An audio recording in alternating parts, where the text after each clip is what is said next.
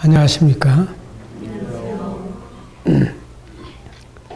그러면 9장에서의 결론이 30절 이하에서 우리가 볼 수가 있는데, 그런지 우리가 무슨 말하리요?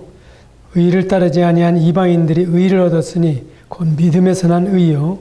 의의 법을 따라간 이스라엘은 율법에 이르지 못하였으니 어찌 그러하냐? 이는 그들이 믿음을 의지하지 않고 행위를 의지함이라. 부딪힐 돌에 부딪혔느니라.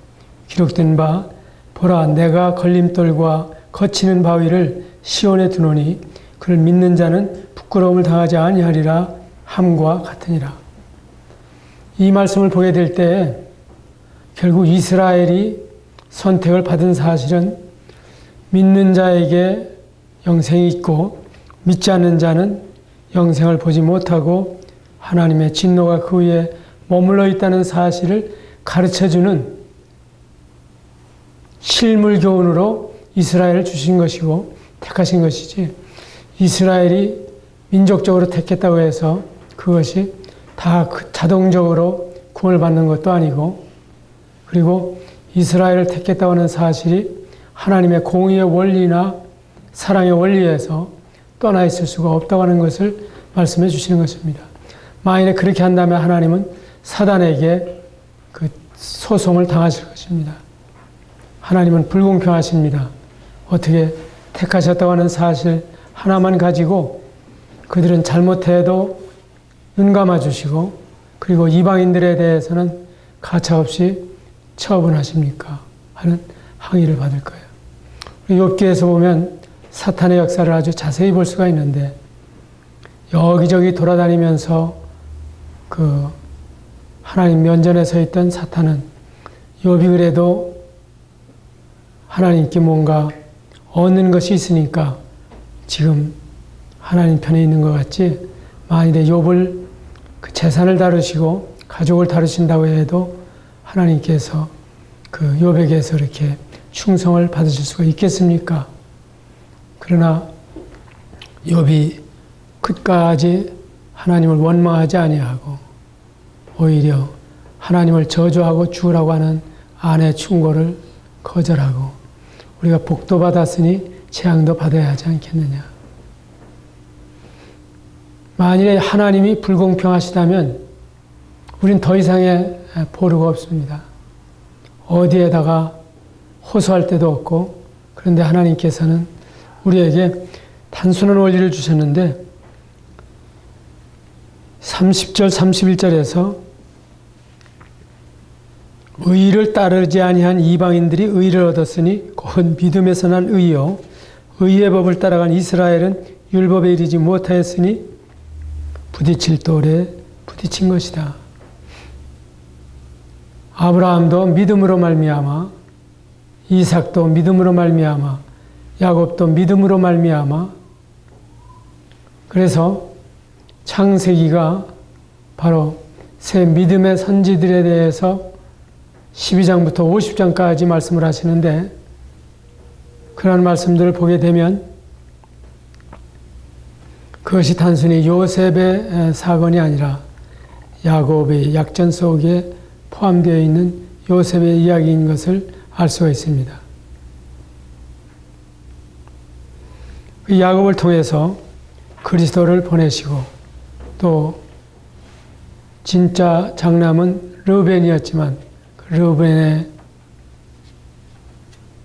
실수를 통해서 하나님께서 그를 거절하시고, 요셉은 지상에서 누리게 될 복으로서 두 몫을 주시는 것을 볼 수가 있어요.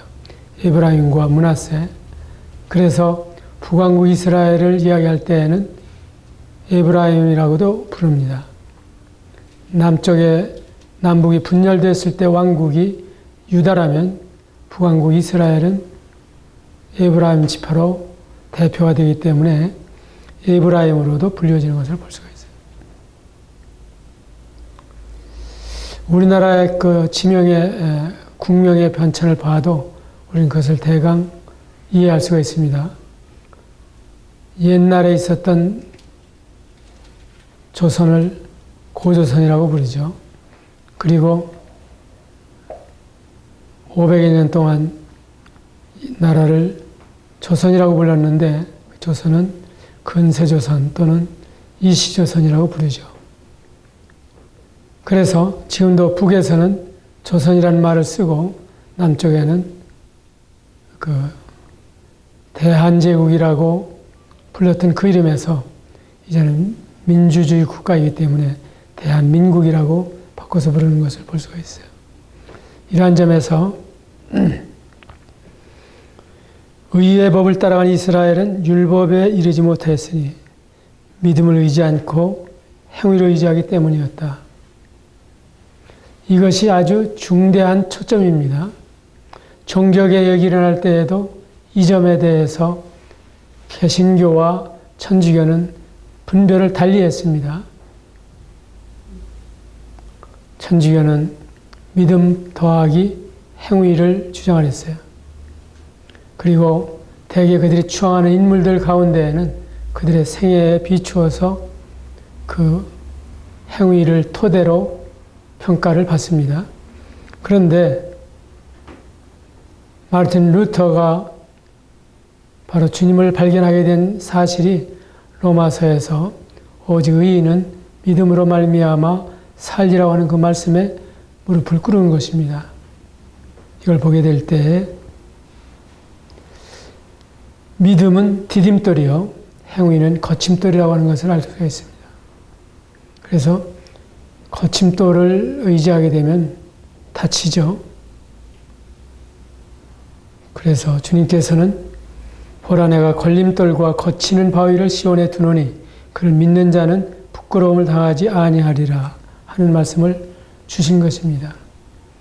그러면 신구약 성경에서 구약은 율법을 주셨고 신약에 와서는 은혜로 다루셨다. 이렇게 얘기할 수가 없습니다. 신구약이 다 은혜로 하나님이 섭리하셨는데 그 초등교사로서 가정교사로서 주신 그 율법을 지킬 것이라고 덤벼들었습니다. 출애굽기 19장에 보게 되면은 이스라엘이 홍해를 건너와가지고 율법을 받게 될 때 하나님이 우리에게 이르신 모든 말씀을 다 준행하겠나이다 하고 대답을 했습니다. 이것이 하나님과의 약속이었습니다. 그런데 그들의 생애에 보게 되면 전혀 지키지 못하는 자신을 발견하게 되죠. 공부 못하는 아이는 꼭 하루만 연기합니다. 오늘까지만 내가 놀고 내일부터는 공부한다. 내일이 항상 내일입니다. 천재가 따로 있는 게 아니에요. 집중력에 달려 있는 건데 집중하는 사람은 천재성을 발휘합니다. 전 머리가 나쁘다 하는 이야기를 누구에게도 할 수 없다고 생각을 해요. 유태인들도 어떤 천재적인 두뇌를 가지고 태어나는 것이 아니라 교육에 의해서 천재가 된다고 가르치고 있어요. 그렇다면은 이 걸림돌과 거치는 바위를 시온에 두노니 그를 믿는 자는 부끄러움을 당하지 아니하리라. 그래서 성경에 보면 만세 반석이신 그리스도를 말씀해 주시고 있어요. 내가 이 반석 위에 내 교회를 세우리니 음부의 권세가 이기지 못하리라. 너는 베드로라 했을 때 베드로는 조그만 돌망이들입니다. 그런가 하면 이 반석이라고 말씀하실 때 반석은 페트라입니다. 바로 예수님을 믿는다고 하는 것은 안반 위에 서는 것을 가리키는 것이요. 예수님을 믿지 않고 자신의 행위에 근거를 둔다면 그 반석은 그에게 거침돌이 되고 넘어지고 부서지는 것입니다. 우리가 다니엘의 그 해몽에도 나타난 대로 공중에 뜨인 돌이 그 모든 것을 부수어 자취를 감췄다고 하는 이야기를 읽게 됩니다. 그러면은 다니엘이 보았던 그 공중에 뜨인 돌은 누구이겠습니까? 예수님이시죠. 이렇게 믿음의 원리를 처음부터 주님은 계속 말씀하셨습니다. 그런데 사람이 무화과 나무 잎을 엮고 치마를 하였다라는 말씀처럼 때로는 그 인간이 만들어서 입은 옷처럼 햇볕이 쨍쨍 난다 하더라도 말라 부스러지고 부끄러움을 가릴 수 없는 그러한 옷. 그러나 창세기 3장 24절에 보게 되면 그 가죽옷을 지어 입히셨다 하는 말씀을 보게 됩니다. 그렇다면은 우리에게 있어서 처음부터 하나님이 섭리하신 구원의 방법은 여전히 그 은혜를 인하여 믿음으로 말미암아 구원을 얻는 것이요 우리의 행위에 달려있지 않다고 하는 사실을 보여주시고 있습니다.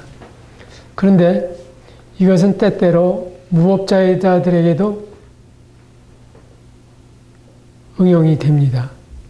무법자들은 행위는 아무래도 좋다. 믿음으로 구원을 얻은 것이다. 나는 절대 예수님을 믿었기 때문에 내가 아무리 행실이 그러다 할지라도 하늘나라에 갈 수 있다고 주장하는 사람들이 있습니다. 그것은 전혀 사실이지만 그럼에도 불구하고 참으로 믿은 사람이 그렇게 사는 사람은 없는 것입니다.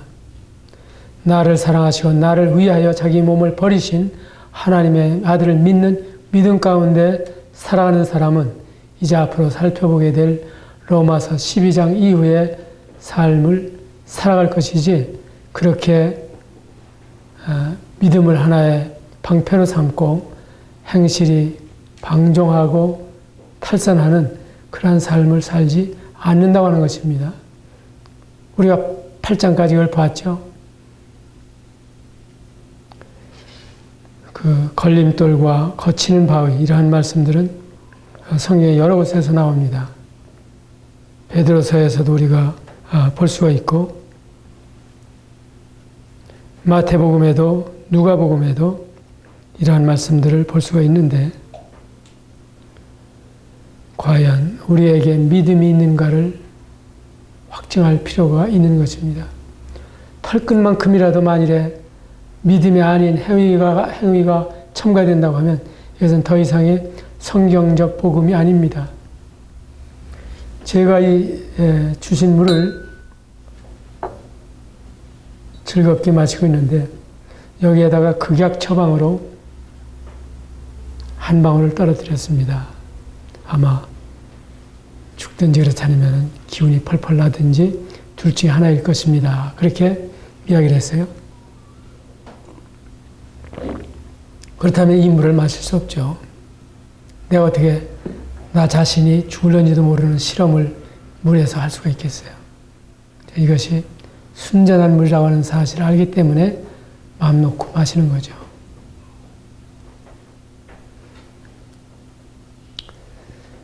그렇다면 이제 9장 30절 이하에 난 결론이 10장에서 해결이 됩니다.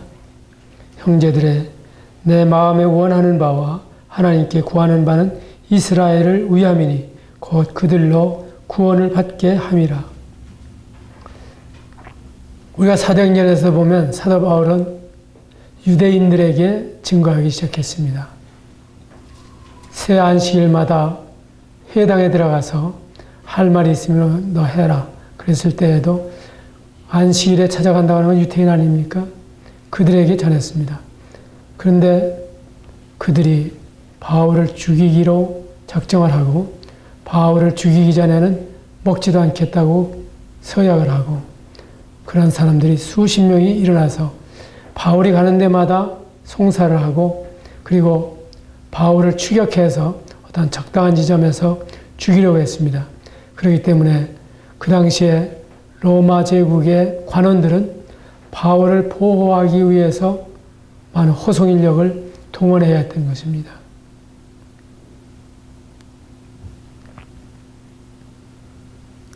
이 절 내가 증언하노니 그들이 하나님께 열심히 있으나 올바른 지식을 따르는 것이 아니니라.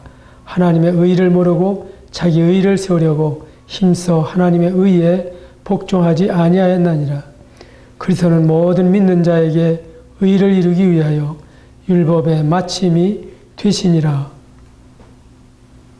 그래서 모든 믿는 자에게 의를 이루기 위하여 율법에 대해서는 마침표를 찍었다고 하는 것입니다. 더 이상 이것 가지고는 안 된다 하는 것을 하나님이 확증하신 거예요. 그런데 유사이대로 계속해서 행위를 강조하는 이와 같은 모습을 볼 수가 있습니다. 사람이 만든 종교와 하나님이 창시한 종교 사이의 차이는 바로 이 부분입니다. 사람은 한 가지 선을 행하면 100가지 악을 제할 수가 있다. 그렇게도 가르쳤고, 그리고 선을 보게 될 때에는 목마름과 같이 하고 잘못된 이야기를 들을 때에는 귀먹은 척해라는 말도 남겼습니다. 그래서 모든 것이 동기나 또 그렇지 않으면 생각이 어떠하든지 그 사람의 나타난 행실 가지고 저 사람은 잘 믿는 사람이다. 제가 주님을 믿기 전에 어쩌면 더 성실하게 교회 생활을 했는지도 몰라요. 교회 모든 활동에 참여하고 그러면서도 여전히 제 마음에는 끝없이 해결되지 않는 답답함이 있었습니다. 그런데 주 예수 내 마음에 찾아오신 다음에 나의 모든 것이 변했습니다. 풀잎에 맺혀 있는 이슬을 출근하면서 이렇게 이슬에 채이면서 가게 돼도 하나님은 놀라우시다. 이렇게 영롱한 구슬을 잎사귀 위에다가 얹어놓고 종달새 우짖는 소리를 들어도 그것도 참 놀라웠습니다. 저는 그런 감정이 별로 없었는데, 그래서 하나님이 창조하신 자연에 대한 태도도 자연스럽게 달라지고, 그리고 다른 사람에게 그리스도를 증거해야 되겠다는 마음도 자발적으로 일어나고, 그래서 조그만 승합 자동차 있었죠. 거기에 서서 있을 수 없는 미니버스죠. 그 안에 자리에 앉은 채 가장 전도지를 배부하기 좋은 위치에 앉아서 전도지를 나누어주고, 그들 가운데 반응을 기다리고, 저에게 전도해라는 이야기를 가르친 사람이 없었지만은 그러한 심령이 일어났습니다. 그래서 믿음은 구원을 주고, 구원받은 사람은 그 믿음에 걸맞는 생활을 하게 되고 행실을 갖게 된다. 그래서 주의 말씀이 내 발에 등이여 내 길에 빛이 되셔서 그것을 가르치시죠. 그런가 하면 성령이 내 마음을 깨닫게 하시고 감동하셔서 그 사실을 받아들이고 살아갈 수 있도록 인도하신다. 내가 누구를 통해서 주님을 믿었다면 나도 그 복음을 다른 사람에게 전해서 그들이 믿는 것을 보게 되면 우리의 심령은 아주 2번 구원받은 것처럼 기쁘고, 그리고 그들을 양육하기 위해서 또 부지런히 성경 이야기를 들려주고 살아가는 법을 가르치게 되죠. 천지 만물이 다 그렇습니다. 낳아놓고 자식을 그냥 살든지 죽든지 이제 네가 알아서 해라. 그런 부모 없잖아요. 부모가 교육을 받았든 못 받았든 그가 가지고 있는 상식과 그의 경험을 최대한 동원해서 그의 자녀들을 가르치죠. 그와 마찬가지로 그리스도인들도 믿은 사람이 주님을 믿고 의롭다함을 얻었으면 그 사람은 자기의 그 가르침과 경험을 토대로 해서 또 다른 사람에게 가르치게 되는 것이죠. 그런데 이스라엘의 근본적인 문제는 하나님의 의를 모르고, 하나님의 의가 뭡니까? 믿으면 의롭다 하심을 받는다고 하는 사실이죠. 그런데 자기 의를 세우려고 이게 가장 큰 죄 중에 죄라고 하는 것입니다. 만일에 우리나라의 최고 권력자가 있는데 그 앞에서 뭐 밥을 먹다가 좀 흘린다든지 그렇지 않으면은 시간에 미처 데우지 못했다든지 이런 실수를 했어도 그것은 관용을 받을 수가 있지만 그러나 권위에 대해서 정면으로 도전을 한다면 이것은 용납될 수가 없지 않습니까? 바로 그 죄를 지금 말씀하시고 있는 거예요. 자기들은 하나님의 의를 모르고 자기 의를 세우려고 힘써 하나님의 의를 복종치 아니했다고 하는 말씀이 좀처럼 이해가 되지 않았죠.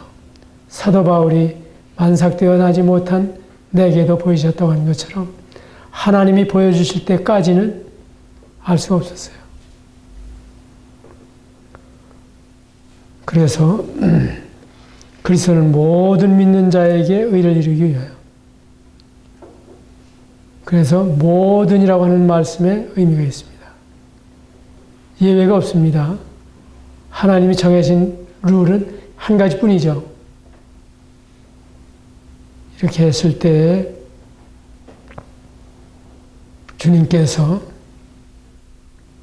우리를 구원하시도록 섭리하셨고 그 다음에 믿은 사람이 믿음에서 나는 자연스러운 행실을 통해서 하나님이 영광을 받으시도록 되어 있는데 마차 앞에다가 말을 놓고 끌도록 해야 되는데 마차 뒤에 말을 세워놓는 것처럼 되어버린 것입니다.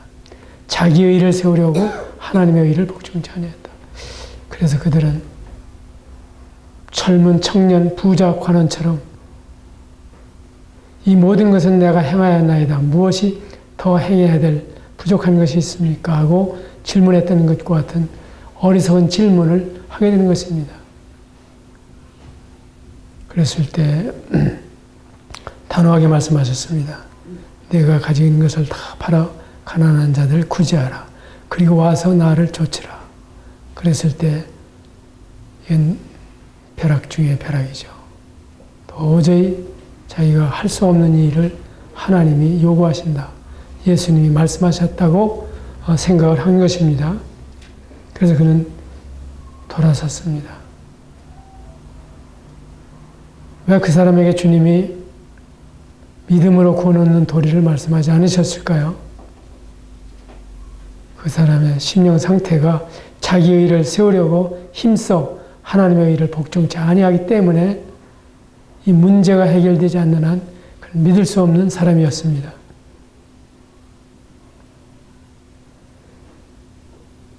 그래서 그 이하의 말씀은 믿음으로 말미암는 의인은 네 마음에 누가 하늘에 올라가겠느냐 하지 말라 하니 올라가겠느냐 하면 그리스도를 모셔내리는 것이요.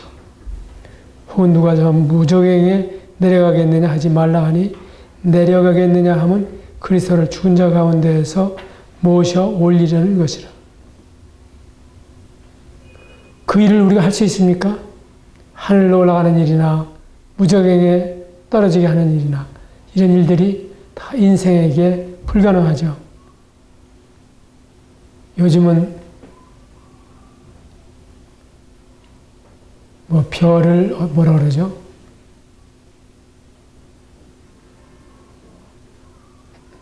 별이 떨어질 만큼 아니면은 별을 달 만큼 어려운 일이다. 오히려 별이 떨어지기는 쉬울는지 몰라도 별나라에 가서 별을 단다고 하는 일은 더 어려운 일이겠죠. 그렇게 어려운 일을 사람에게 요구하지 않으시고 다만 8절에서 말씀이 내게 가까워 내 입에 있으며 내 마음에 있다 했으니 곧 우리가 전파하는 믿음의 말씀이라. 네가 만일 내 입으로 예수를 주로 시인하며 또 하나님께서 그를 죽은 자 가운데서 살리신 것을 내 마음에 믿으면 구원을 얻으리라. 사람이 마음으로 믿어 의에 이르고 입으로 시인하여 구원에 이르느니라. 이 말씀을 통해서 다시 한번 믿음으로 돌아오는 것을 볼 수가 있습니다. 성경은 이것을 이렇게 자주 우리에게 말씀하십니다. 어떤 입은 시인하는 입이지만 어떤 입은 그리스도를 배척하는 입입니다. 그래서 성경에는 모든 입, 이것을 가끔 말씀하십니다. 다시 한번 11절에서 누구든지 그를 믿는 자는 부끄러움을 당하지 아니하리라 하니 유대인에게나 헬라인이나 차별이 없습니다. 한 분이신 주께서 모든 사람의 주가 되사 그를 부르는 모든 사람에게 부여하시도다. 누구든지 주의 이름을 부르는 자는 구원을 받으리라. 우린 때때로 믿어서 의에 이르고 입으로 시인하여 구원에 이른다고 하는 말씀이 10절에 별개인 것처럼 생각하기가 쉬워요. 그러나 동시적입니다. 믿은 사람은 시인하기 마련이죠.